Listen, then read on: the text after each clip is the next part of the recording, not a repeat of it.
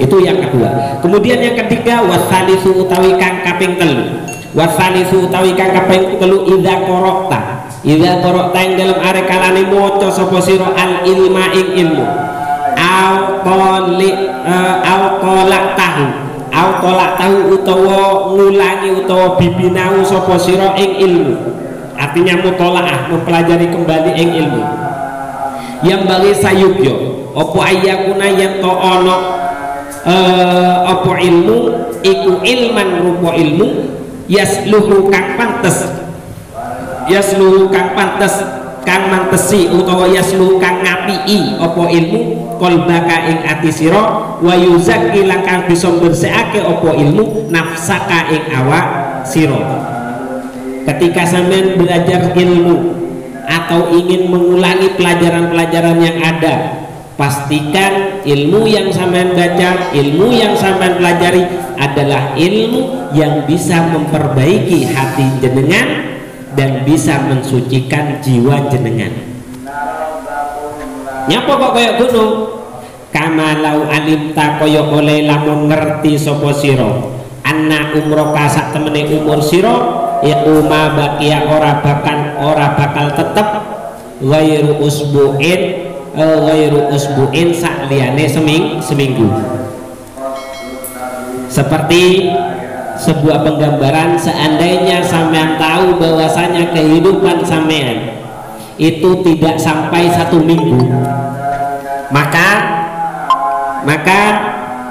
faddaruratu moko utawi perkara kang mesti iku la tastagila ora bakal sibuk sapa sira, iku la tastagila ora bakal sibuk sapa sira fiha ing dalam ilmu bi ilmil fiqhi fiha ing dalam ma baqiya ghairul usbu bi ilmil fiqhi kelawan ilmu fiqhi wal khilafi lan ilmu qarabatu wal usuli lan ilmu usul wal kalami lan ilmu kalam wa amsaliha lan padane ilmu fiqhi ila akhirih.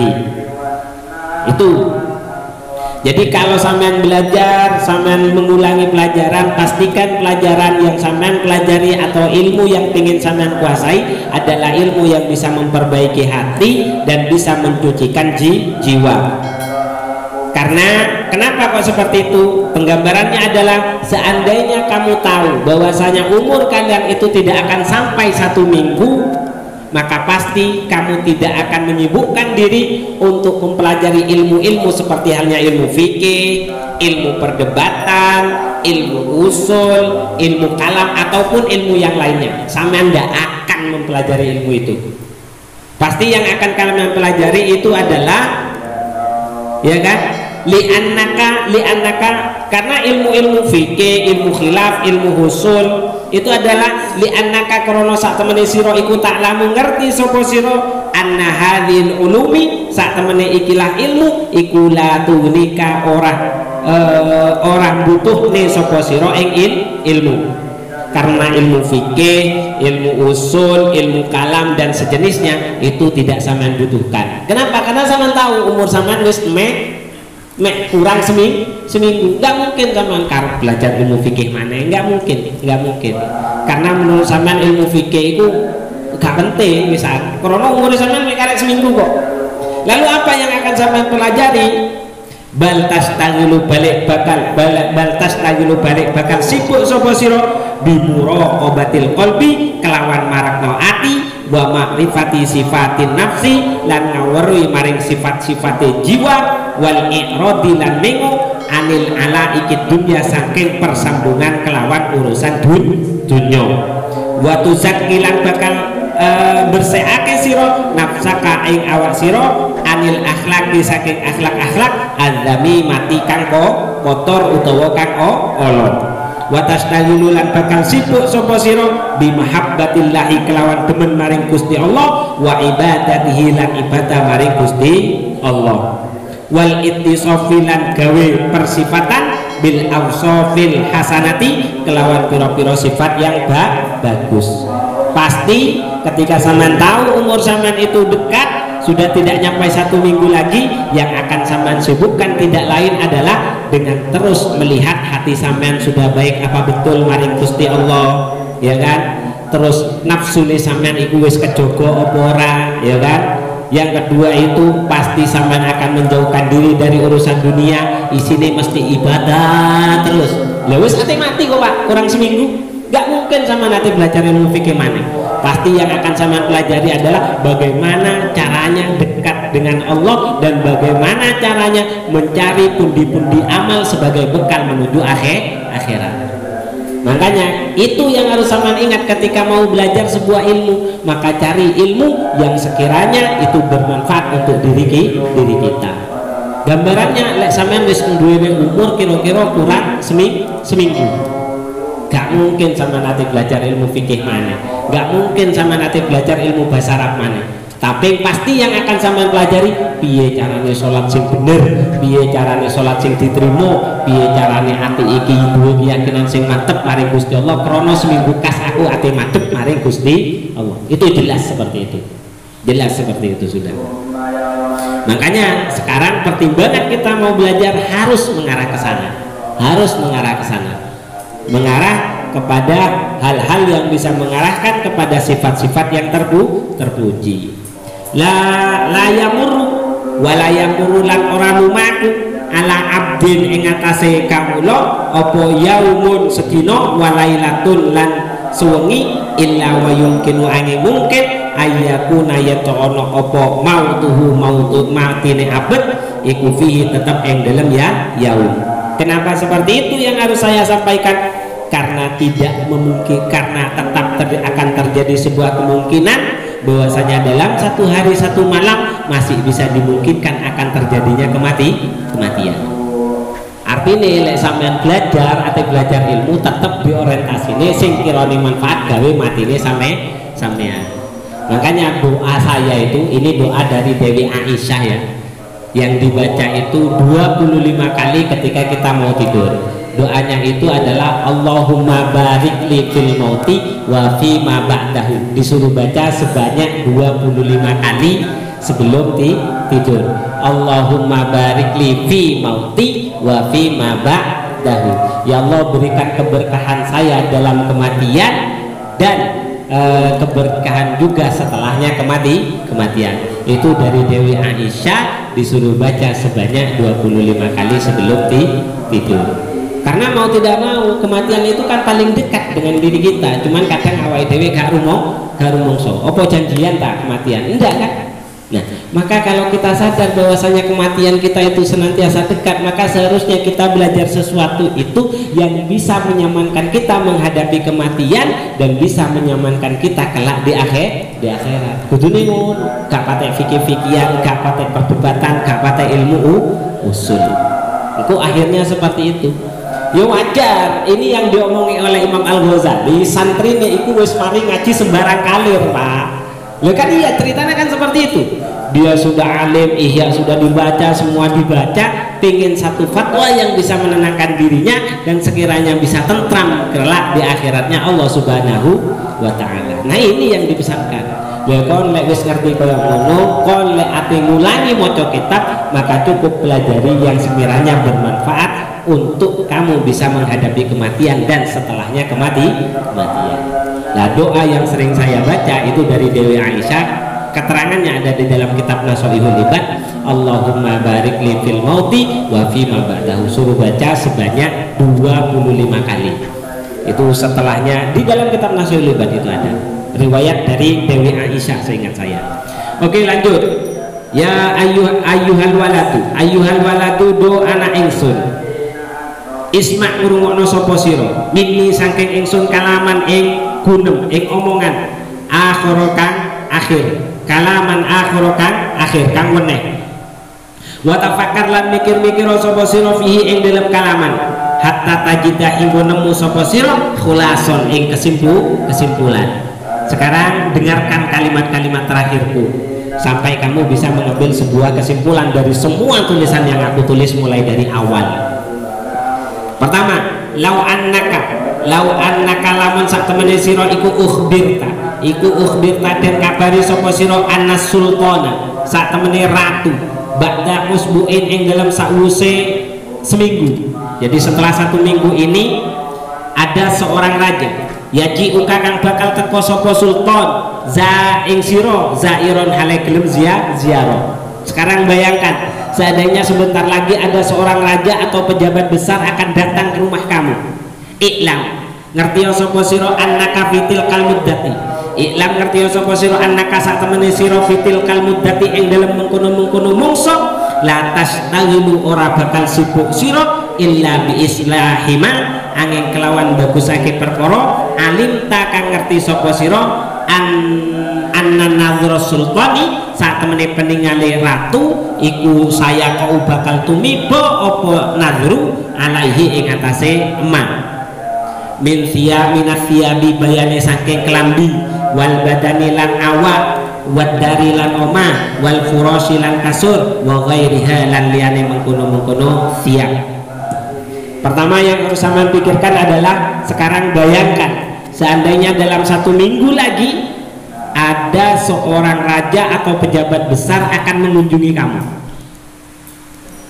Pastinya dalam waktu selama 1 minggu kamu akan menyibukkan diri untuk memperbaiki segala sesuatu yang memungkinkan akan dilihat oleh seorang raja atau seorang pejabat yang akan berkunjung ke rumah kamu. Itu kata Imam Al-Ghazali.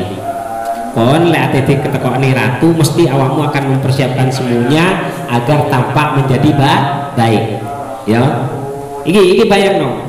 Wal ana lah lek wis ngerti kon bayangno bakal teko mesti sampean kan akan sibuk mempersiapkan segala sesuatu yang akan dilihat oleh seorang raja atau seorang pejabat.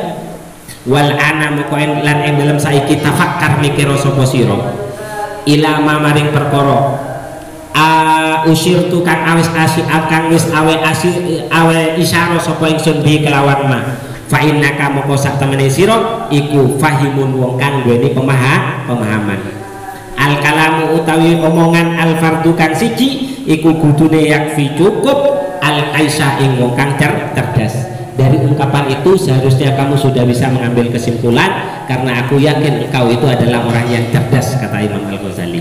Kemudian ditambahkan dengan redaksinya Rasulullah, qala dawu sinten Rasulullah sallallahu alaihi wasallam, innallaha la yanzuru ila suwarikum wala ila a'malikum walakin yanzuru ila qulubikum wa niyyatikum. Innallaha sak temene Gusti Allah iku la yanzuru ora bakal ningali sapa sira ila suwarikum maring bentuke sira wala ila a'malikum lan ora maring penggawean sira walakin yanzuru tetapi ini bakal ningali sinten Allah ila qulubikum maring ati sira wa niyyatikum lan niat sira. Artinya seperti itu juga ketika kita merasa bahwasanya kita akan menghadap kepada Allah, maka kita harus tahu apa yang harus kita persiapkan karena sesungguhnya Allah tidak melihat bentuk kita, tidak melihat pekerjaan kita, tapi Allah melihat hati dan niat kita. Ya padha ni mau lek awakmu ngerti pejabat ati mlebu di omamu, pasti kamu akan mempersiapkan apa yang harus kamu persiapkan. Seperti baju sampean harus keren semuanya. Ya ngono. Sampean iki waktu demi waktu itu senantiasa tercampur dengan kedekatan kita untuk segera menghadap kepada Allah. Maka yang harus diperhatikan itu, dan Allah hanya melihat hati dan niatnya seseorang. Jadi hati ngelakoni opo berarti harus kaitannya dengan hati dan niat. Itu sih harus itu. Karena itu yang akan dilihat oleh Allah.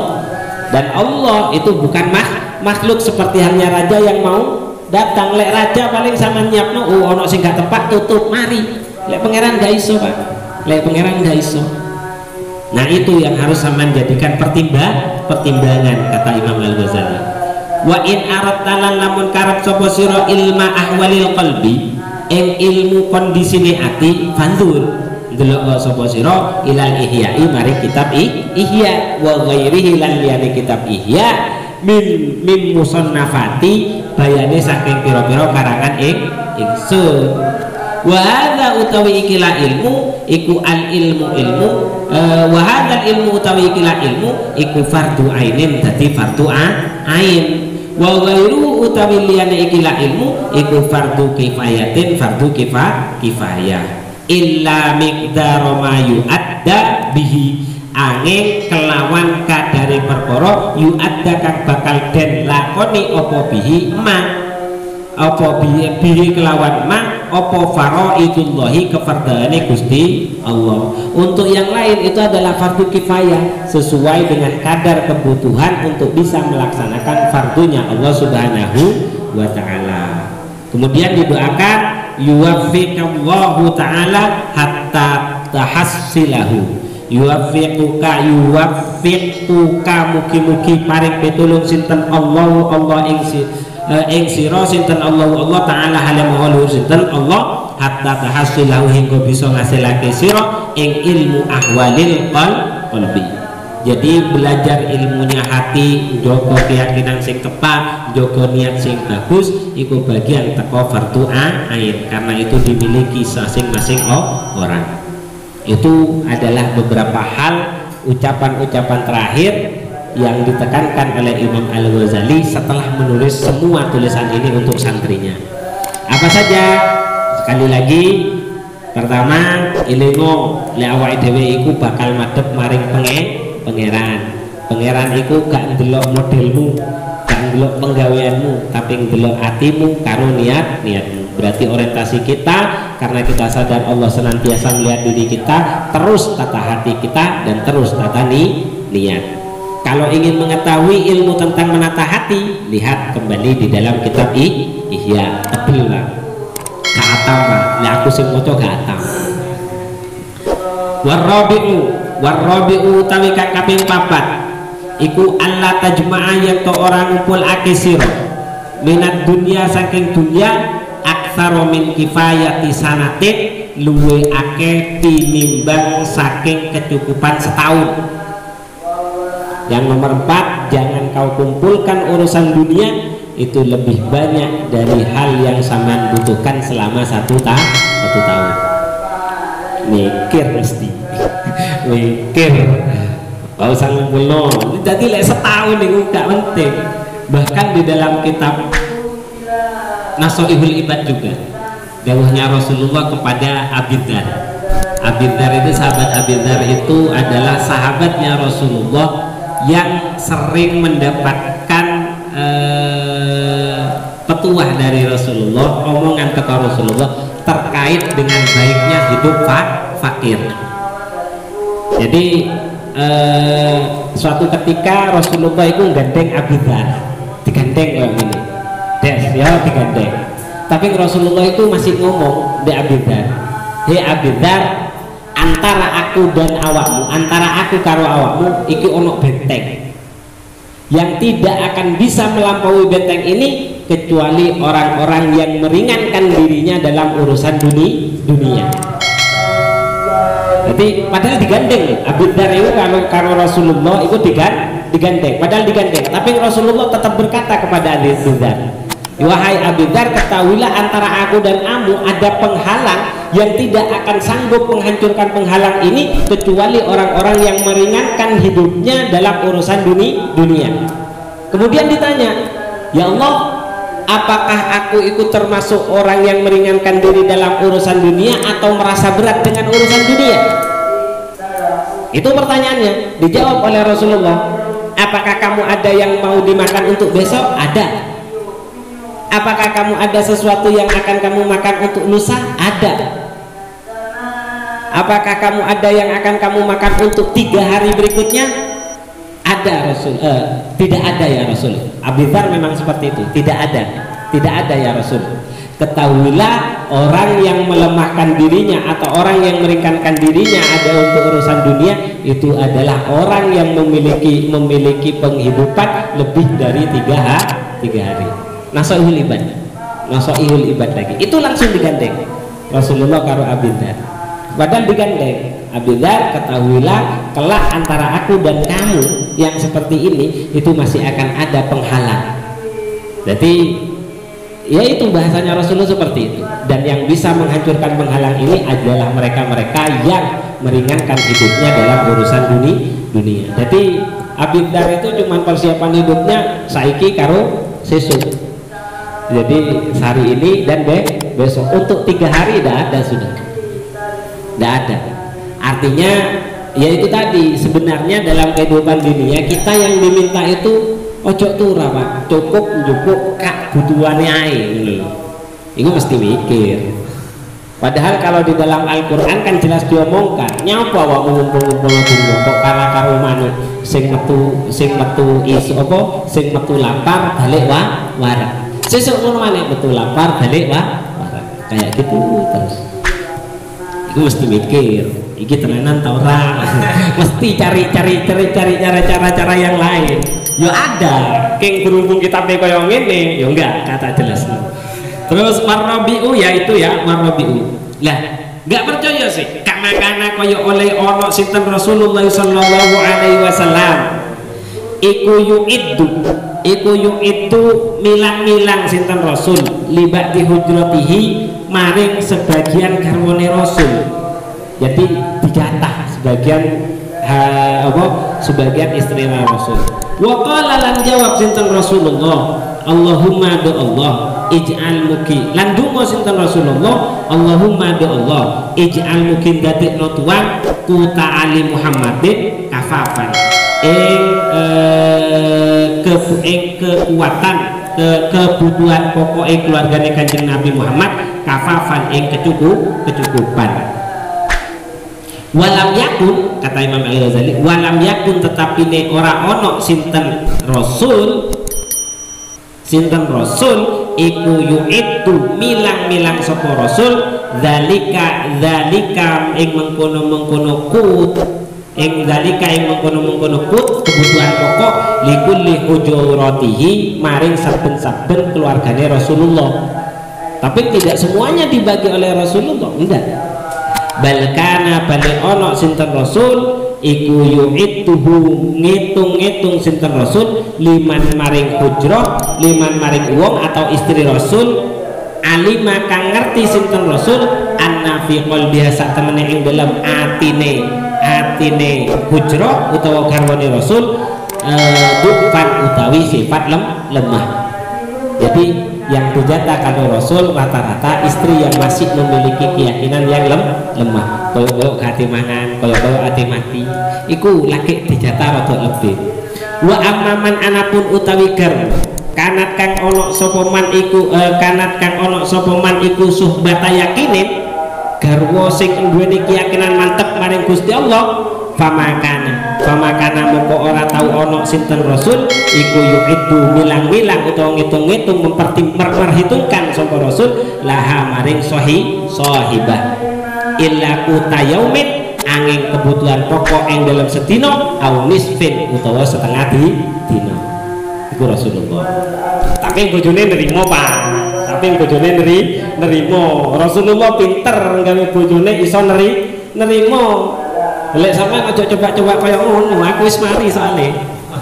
Lah, kan kemarin saya cerita kan, saya itu setiap punya, ya memang enak Pak, enak. Boleh sama coba, enak urip sama, ndupuk sacukupe sama enak sama enggak patek kepinginan, sama enggak patek kepikiran.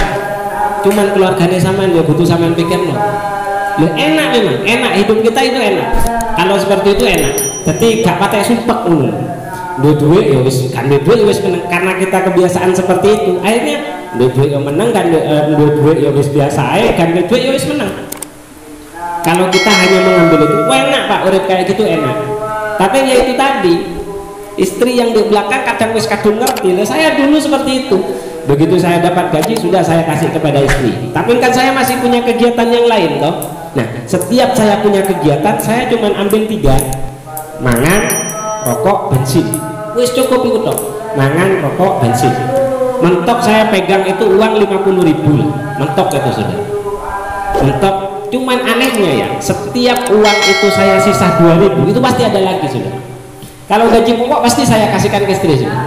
Nah dari itu seperti saya tanya, dapat kegiatan, akhirnya saya dapat uang ya. Saya telepon istri saya, Mi, duit isi ono opora, tasik bah, cukup opora, insya Allah cukup. Ya sudah, berarti berapapun uang yang ada pada diri saya itu tidak pernah saya pegang kecuali diambil 3 hal itu tadi, mangan, rokok, bensin. Nah sisanya, misal untuk 100, ya kan, misal untuk 500, yang saya butuhkan paling mentok 50 kan. untuk satu hari itu kan mentok 50 kan. Nah berarti kan ada 450. Setiap ada teman santri yang minta berapapun itu, setiap yang minta lapar langsung tak ambilkan, berapapun yang bisa saya ambil saya kasih sudah. Nah, itu terus saya lakukan sampai ketahuan oleh istri. Sing pas istri ngomong, "Lho, Mbak, sampean kok koyo ngono sih, Mbak? Sampean gak ngerti tau kebutuhane wong omah." Loh, aku kan setiap ate anu kan nelpon nih sampean, cukup ora? Terus sampean cukup. Yo cukup, Mbak, tapi kan yo piye sampean iki? Lho, misal iku kan cukup gawe perkara sing wis kena diitung, cukup. Loh, misalnya anaknya sampean loro, itu jawaban istri saya. Lek kalau misal anak sampean sakit gimana? Ya utang. Jawaban saya langsung enteng saja. Ya utang. Lho, Mbak, endi enak, Mbak, nganggo duit dhewe sing disimpen karo nganggo duit uang. Ambil uang sendiri yang sudah kita simpan atau pakai uangnya orang gara-gara kita pinjam. Nah, itu masuk akal buat saya. Masuk akal buat saya jawaban istri saya itu. Masuk akal. Akhirnya karena masuk akal, ya saya laki-laki, Pak, saya jawab seperti ini. Mungkin pada saat itu kita masih diberi rezeki oleh Allah lewat hutang. Maka kalau rezeki Allah itu dilewatkan hutang, jangan pernah khawatir, Allah pasti akan memberikan jalan bagaimana caranya kita membayar. Piye carane? Gak usah dipikir awakmu, karena pangeran sing ngekei mesti bakal pangeran sing ngekei solusi. Itu jawaban saya kepada istri. Tapi kan logika istri benar. Mesti sampai nganggo duit dewe, kalau nyelewek uang mesti enak nganggo duit dewe, masuk akal kan? Nah, itu yang saya haturkan ke kiai, langsung ke putranya Abah Hasim. Beliau berkata kepada saya, aku iki untuk itu Pak Abamif. Itu almarhum Gusambi itu bilang kepada saya. Nah, sing mbok lakoni itu bener, enak mesti awakmu. Itu jawaban beliau, mesti enak awakmu. Sampean ndak beban satu apapun. Sama nggak pernah memikirkan apapun. Karena aja nih gak ono sing ate mbok pikirno kok. Awakmu ndek-ndek wis nggawa saone ae, duwe 10 dadi, duwe 5.000 dadi awakmu. Sementing cukup bensin budal nyampe di panggon awakmu enak kok. Gak ndek pikiran macem-macem kan? Iya. Cuman omongane bojomu iku ya gak salah. Lah terus pripun, Gus? Saya bilang kayak gitu. Terus pripun? Lah iku sing dijenenge separuh agama. Awakmu nikah kan wis ngumpulno separuh agama. Lah separuh agamane iku kondisi yang seperti itu. Artinya setiap pekerjaan yang benar yang bisa kamu lakukan, bagaimana keluarga kita itu juga bisa merasanya nyaman. Itu separuh agama dari agama yang sudah kita kumpulkan lewat pernikahan. Loh, sampean bener, ya enak bener sing bawa. Tapi omongan bojomu iku gak salah. Lah terus pripun, Gus? Nah, itu yang dimaksud separuh agama. Nah, kita kan nikah kan sudah mengumpulkan separuh agama. Lah separuh nih. Nah, itu tadi. Separuh agama itu kayak artinya bisanya kita melakukan semua kebaikan yang menurut kita benar, tapi bagaimana sekeliling kita itu bisa tenang, itu adalah separuh agama yang kita dapatkan dari sebuah pernikahan. Jadi kan kumpulnya awak karo bojo wis separuh agama. Lah separuh nih itu ketika kita sanggup menenangkan semua orang yang ada di sekeliling kita. Gitu. Dan ceritanya Abah Hasim dengan Yai Mukhid tidak sama. Kalau Yai Hasim itu loss kepada keluarga, loss. Abah Hasim itu loss untuk keluarga. Jadi jangan tanya urusan keluarga, karena Abah lebih memikirkan sesuatu yang lebih besar daripada sekedar keluarga. Iya, memang seperti itu. Lebih besar daripada, dan keyakinan Abah Hasim ketika kita memikirkan sesuatu yang lebih besar, pasti hal yang kecil juga akan ikut dirawat oleh Allah Subhanahu wa Ta'ala. Nah, Yai Mukhid tidak, almarhum Yai Mukhid ini cerita ya, kita dapat itu dari seingat saya dari Ibu Hasim dan dari Ustadz Nafi. Jadi memang keluarga beliau bercerita ke saya. Saya sering ditimbali saya. Bercerita, lek mau Yai Mukhid ate budal, itu mesti disapose keluarganya. Semuanya, bojone, anune, semua dipesan. Lek abang ndak, budal. Sing di omah iso bojane dia omah. Dan saya dalam proses dan saya itu kebetulan ya ancene enak Pak, gak patek kepikiran di omah itu enak Pak. Cuman sekali lagi separuh agama membuat orang membuat orang tenang di sekeliling kita, itu bagian dari separuh agama lagi yang harus kita dapatkan dari separuh agama yang sudah kita dapatkan dalam pernikahan. Nah, begitu juga Rasulullah itu kalau di dalam kitab Ihya-nya, Mukhtasar Ihya-nya itu, Rasulullah itu kalau tidak salah megawe ku mek cukup seminggu lah enggak salah. Rasulullah itu seminggu. Megawe ya sekiranya sebab seminggu leren sudah dakwah terus. Mukhtasar Ihya Mursyidul Amin itu seperti itu sudah. Rasulullah seperti itu. Bahkan kalau ulama salaf itu cara melatihnya itu ya, melatihnya puasa 1 hari, kuat ditambah 2 hari, kuat sampai ada yang bisa puasa 1 bulan, ada yang bisa terus seperti itu. Nah itu kalau yang ceritanya Rasulullah bersama sahabat Abi Dzar. Lek karo Sayyidina Umar beto mana ceritanya? Gak dijelasno kene gak ono Pak ya. Nanti kesempatan yang lain bagaimana cara pandang, karena memang ada dua sisi.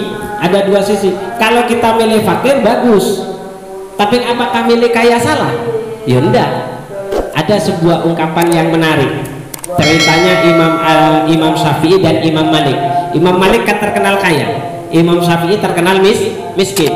Ketika Imam Syafi'i mau menuju belajar lagi kepada muridnya Imam Abu Hanifah, itu Imam Syafi'i disangoni karo Imam Malik. Imam Malik kan gurunya sekaligus sugih, disangoni dikai unta macam-macam dina.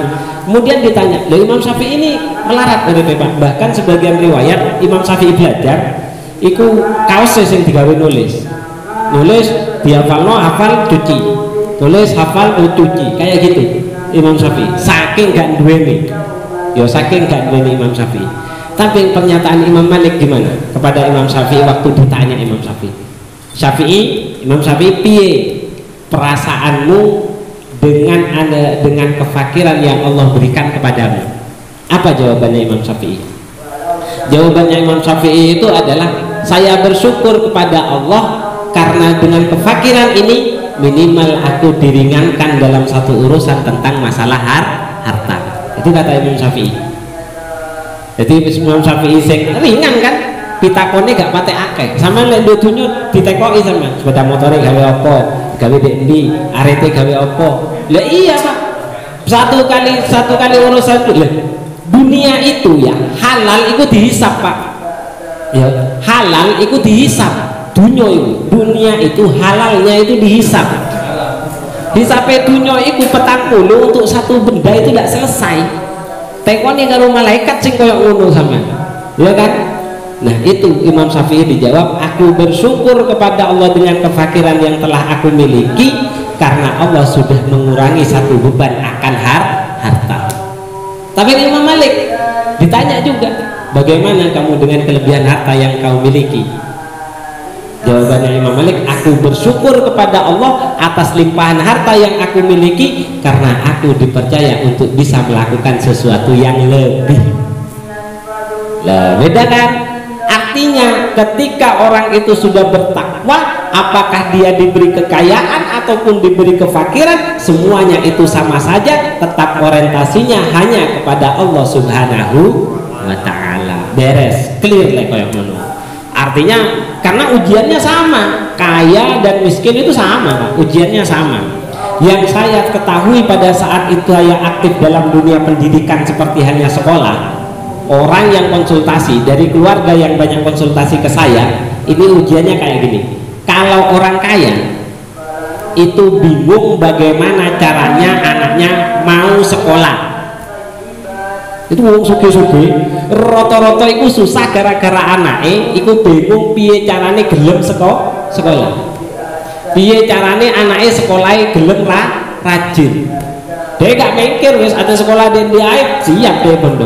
Cuman kalau orang miskin itu yang diuji oleh Allah, bagaimana caranya anaknya bisa sekolah. Lho ujiannya podo itu Pak, podo ruwet itu Pak. Sing miskin ruwet, sing sugih ya ruwet. Akhirnya tidak ada bedanya karena ujian Allah itu tetap sama bagi mereka yang kaya ataupun mereka yang miskin. Cuman caranya saja atau bentuknya saja yang berbeda. Tapi lek ruwete di awak ya padha-padha ruwet, kecuali bagi mereka-mereka yang memiliki imanan dan keyakinan serta ketakwaan yang kuat kepada Allah Subhanahu wa taala. Karena lek wong takwa itu jelas keyakinane. Wa may yattaqillaha yaj'al lahu makhraja wa yarzuqhu min haitsu la yahtasib. Yakine kudu kaya ngono. Wong lek duwe ketakwaan maring Gusti Allah, insyaallah pangeran dhewe engko sing bakal ngekeki jalan keluar dari setiap kesulitan yang diterima. Nah, seperti itu. Nah, sekarang sudah masuk pada hataman. Iki dungune Imam Al-Ghazali.